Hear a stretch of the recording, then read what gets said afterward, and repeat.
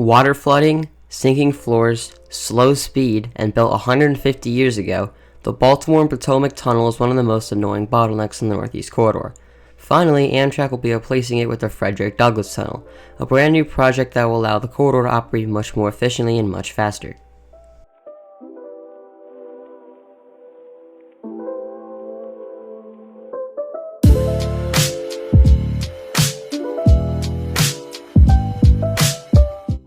The Baltimore and Potomac Tunnel runs under Baltimore City to Penn Station. As the oldest tunnel in the entire Amtrak network, and is one of the oldest pieces of infrastructure still in use, the B&P Tunnel has become a major bottleneck for trains on the NEC. Because it was opened 30 years before planes were invented, the tunnel isn't exactly built for speed, with the highest speed limit being only 30 miles an hour due to the twists and turns. This creates major delays across the corridor, especially between Philadelphia, Baltimore, and Washington. That's why in February of 2024, Amtrak awarded the $6 billion contract to build a brand new tunnel. We are in Baltimore and we are standing just next to the BP tunnel that is part of the Amtrak Northeast Corridor, and we are just south of Penn Station in Baltimore. It is a 150-year-old tunnel, and I like to say that it was opened in 1873 when Ulysses S. Grant was our president.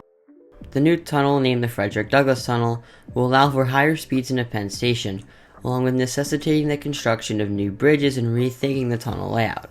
The current tunnel uses a singular tube with two tracks next to each other, while the new tunnel will feature two separate tubes, and because the tracks are separated, higher speeds will be possible.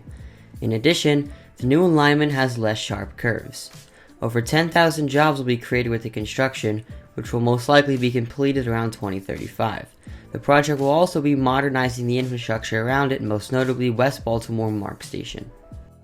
West Baltimore MARC Station, located in, well, West Baltimore, is not the best train station, to put it nicely. I mean, take a look. Two tiny platforms on either side of the corridor with literal bus shelters is not how you build a train station, especially a train station that's located in a very dense area like Baltimore. Thankfully, with the tunnel program, money will finally be going into a brand new station. The new station is a massive upgrade with long, high-level platforms allowing for greater boarding capacity and ADA accessibility.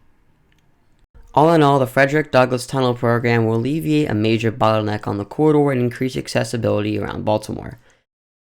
And with that, I'd like to thank you for watching this really short video. I'm sorry that it was this short, but I promised I got some really good content coming for the next week and week after. I'm actually heading up to a certain city tomorrow that I'm sure you'll be familiar with, and let's just say they have a interesting transit system that definitely is worth talking about. I'll see you then.